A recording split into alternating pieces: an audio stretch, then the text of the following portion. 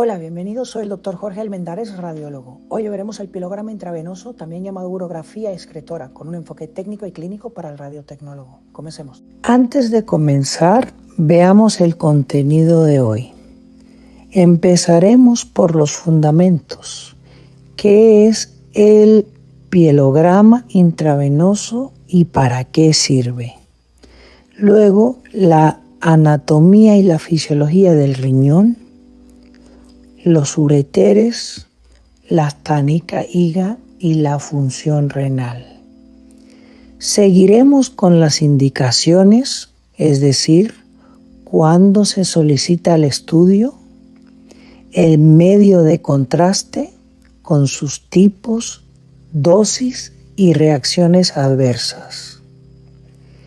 Y la preparación del paciente con el ayuno, la preparación intestinal, un sentimiento, el consentimiento.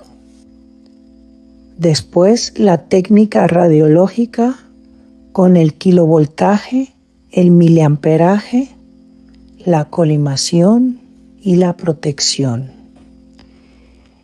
El protocolo y las proyección serie cronometrada y sus posiciones.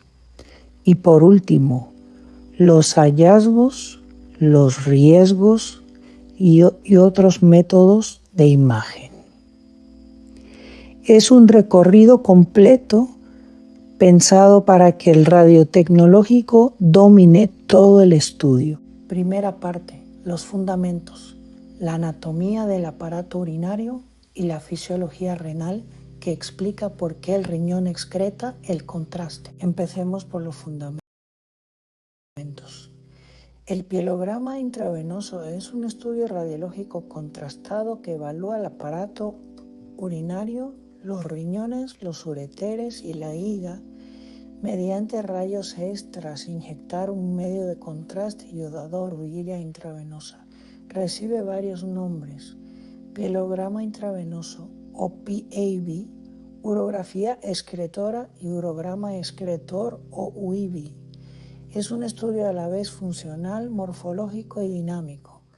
El contraste opacifica el sistema colector y nos permite verlo con rayos X, valorando tanto la forma como el funcionamiento del riñón. Veamos el aparato urinario de un vistazo.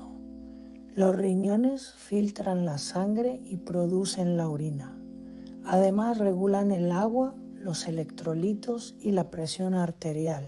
Los ureteres son conductos musculares que transportan la orina desde el riñón hasta la vidada gracias al peristaltismo. La vidariaga es un reservorio muscular que almacena la orina hasta la micción. Y la uretra conduce la orina al exterior durante el vaciamiento. Este es el mapa básico que el pielograma nos permite estudiar segmento por segmento. Profundicemos en la anatomía del riñón, fijándonos en las estructuras que opacifica el pielograma. La corteza y la médula forman el parénquima renal. La médula constituye las pirámides.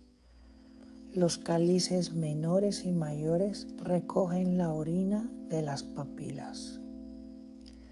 La pelvis renal es el embudo que canaliza la orina hacia el ureter.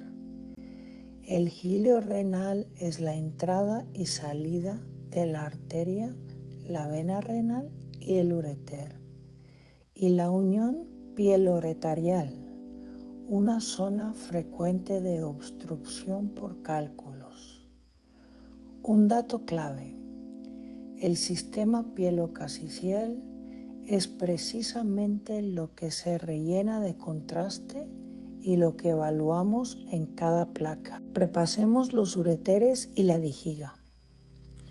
Los ureteres miden unos 25 a 30 centímetros y presentan 3 estrecheces naturales: la unión pielouretral, el cruce de los vasos ilíacos y la unión uretero-vesical. Su peristaltismo cada 10 a 15 segundos impulsa la orina. Por eso los ureteres no siempre se ven completos en una sola placa. En cuanto a la vejiga, es un orégano muscular hueco cisada en la pelvis menor que se vacía gracias al músculo detrusor. El travístigo une los dos mitos ureterales con el cuello vesical. Y la placa postmiccional nos sirve para valorar el residuo y las lesiones vesicales. Entendamos por qué el riñón excreta el contraste, con algo de fisiología. Cada riñón tiene alrededor de 1.200.000 nefronas que filtran la sangre. Se producen unos 180 litros de filtrado glomerular al día, del que se reabsorbe el 99%. Y lo importante para nosotros, el 100% del contraste iodado se elimina por filtración. El contraste filtra libremente en el glomérulo y no se reabsorbe, por lo que se concentra en el sistema colector. Por eso una función renal adecuada es indispensable. En la insuficiencia renal, la opacificación es tardía o insuficiente. Recordemos además que el riñón también produce eritropoyetina y renina. Segunda parte, las indicaciones, las contraindicaciones en medio de contraste iodado con sus dosis y sus reacciones adversas. Veamos cuándo se solicita un pielograma.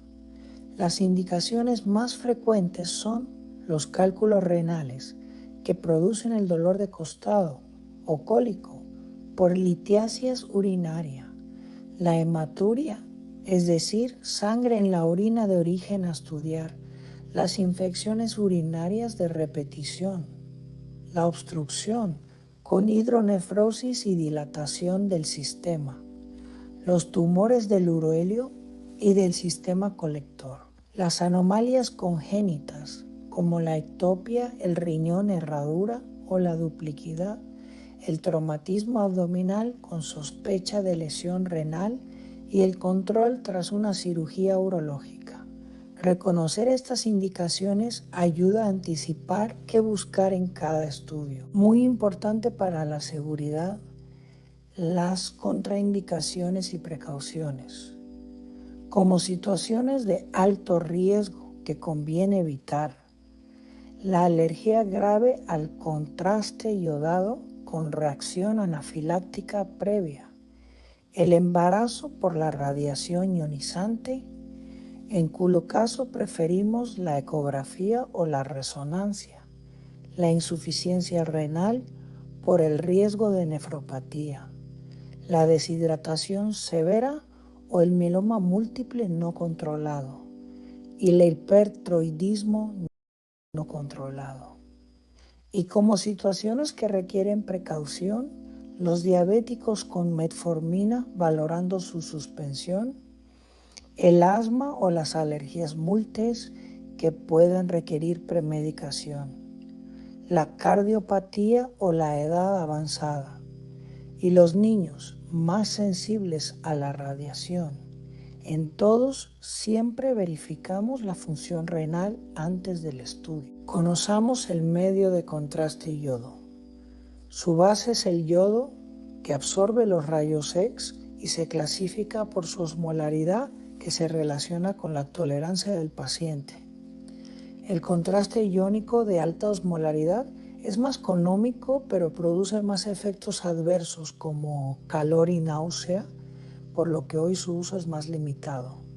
El contraste no iónico de baja osmolaridad es mejor tolerado, con menos reacciones, y es el de elección en la práctica actual, por ejemplo el diohexol, el diopamidol o el iodixinol.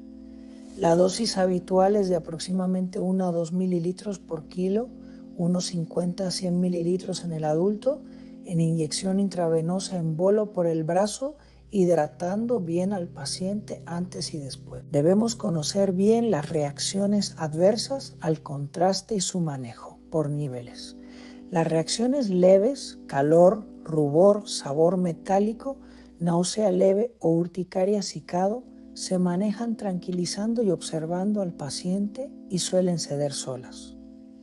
Las moderadas, urticaria extensa, broncoespasmo, vómito o hipotensión leve, requieren antihistamínico o broncodilatador vigilando los signos vitales. y las graves, la anafilaxia, el edema laringio, el shock o el paro, constituyen una emergencia. Adrenalina, óxino, control de la vía aérea y activación del código. Una regla que no debemos olvidar.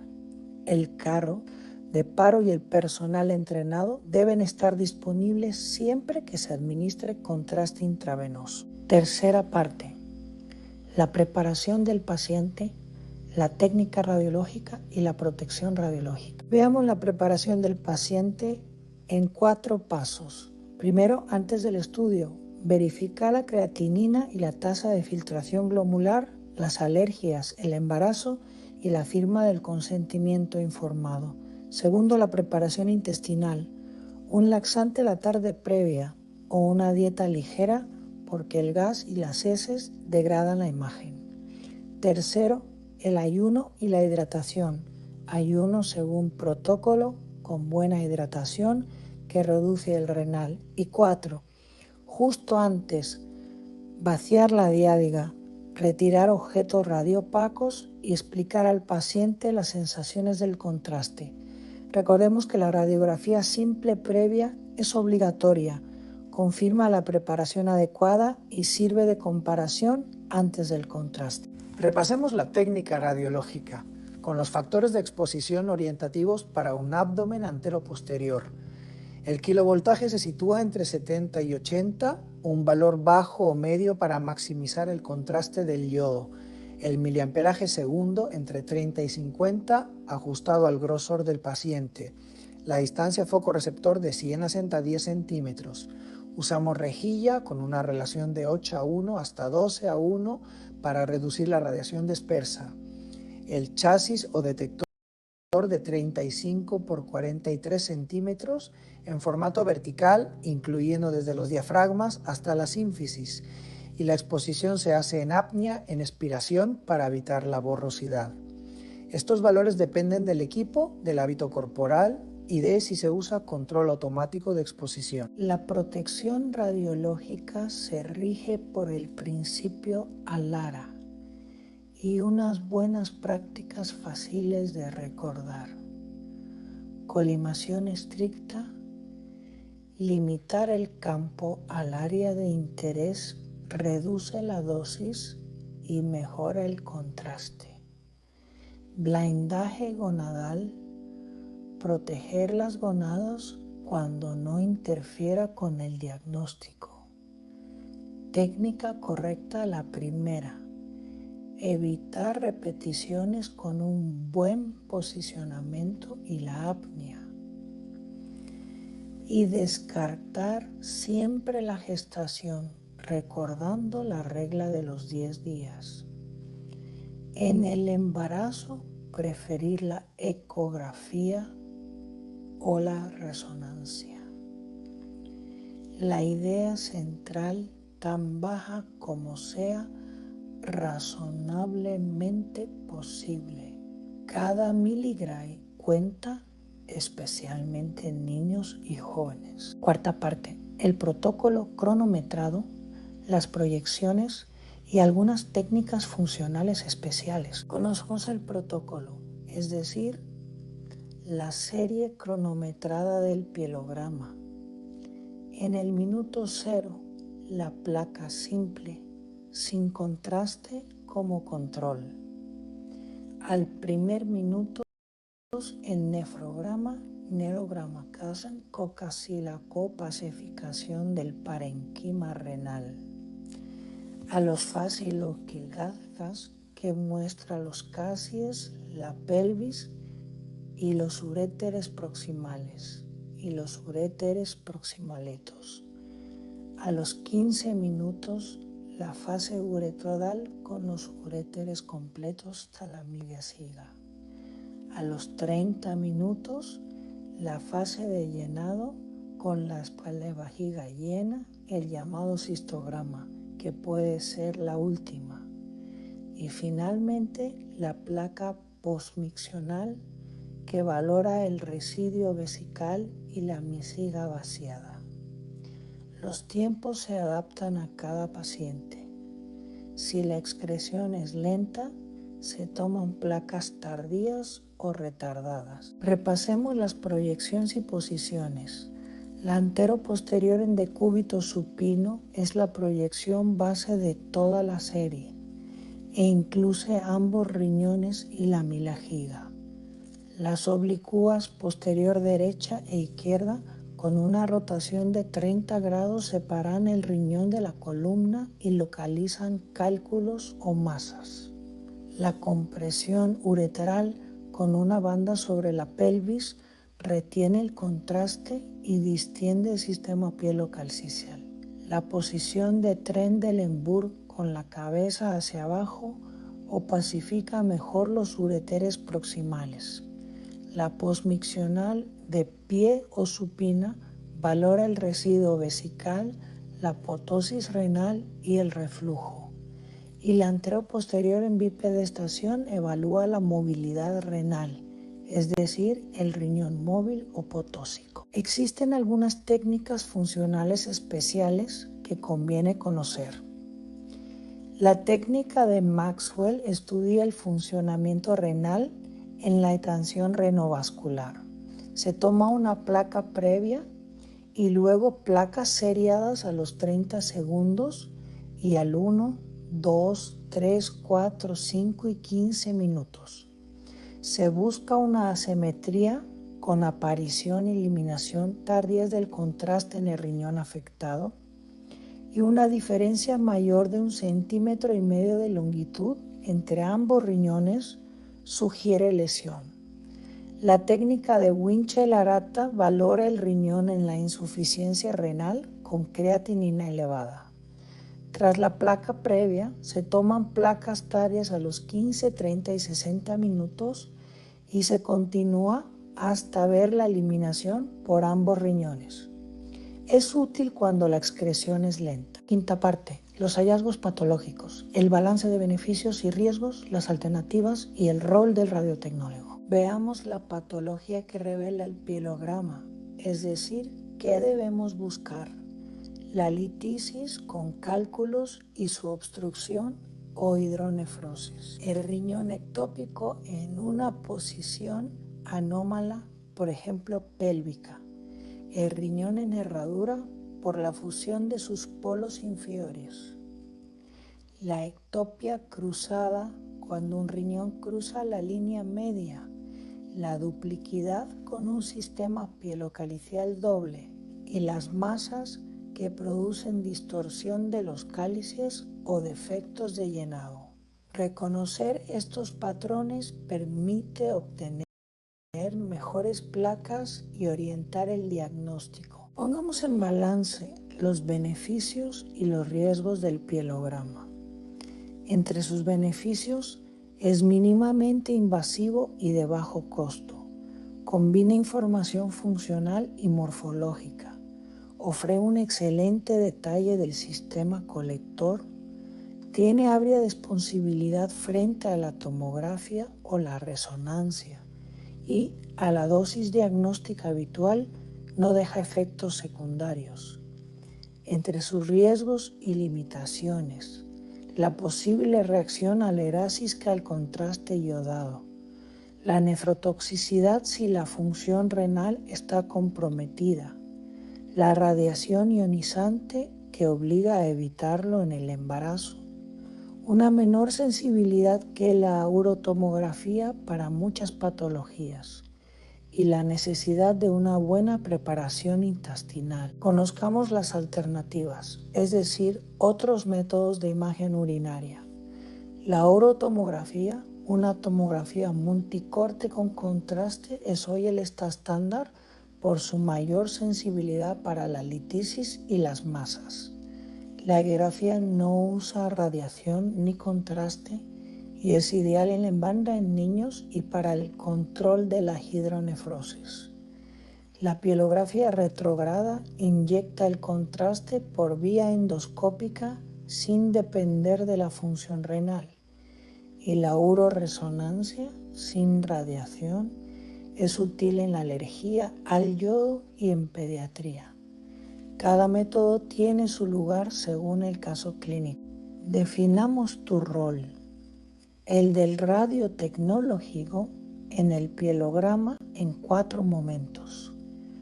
Antes de la orden, la función renal, las alergias y el consentimiento, y preparar el contraste y el carro de paro. Dura asegurar la vía intravenosa, cronometrar las placas, colimar, exponer en apnea y vigilar al paciente. Ante una reacción, reconocer los signos y actuar, conociendo la ubicación del carro y el protocolo de emergencia. Y después, cuidar la vía, hidratar, evaluar el residuo posmiccional y documentar la serie. El técnico es una pieza clave en la seguridad y la calidad del estudio. Recapitulemos los puntos clave para recordar. Primero, el pielograma es funcional y morfológico. Evalúa cómo excretan los riñones y la forma del sistema colector. Segundo, la función renal manda. Sin una buena filtración no hay opacificación, así que siempre revisamos la creatinina. Tercero, usamos contraste no iónico de baja osmolaridad con menos reacciones y tenemos listo el carro de paro. Cuarto, la preparación intestinal determina la calidad de la imagen con la placa simple previa recién. Quinto, la serie es cronometrada, simple, nefrograma 5 minutos, 15 minutos, llenado y posmisional. Y sexto, el principio avalara, colimar, exponer en apnea y evitar repeticiones. Con estas ideas claras, el estudio sale bien. Y con esto llegamos al final. Repasamos la anatomía, la técnica, el protocolo y la seguridad del pielograma intravenoso. Gracias por acompañarme. Hasta pronto.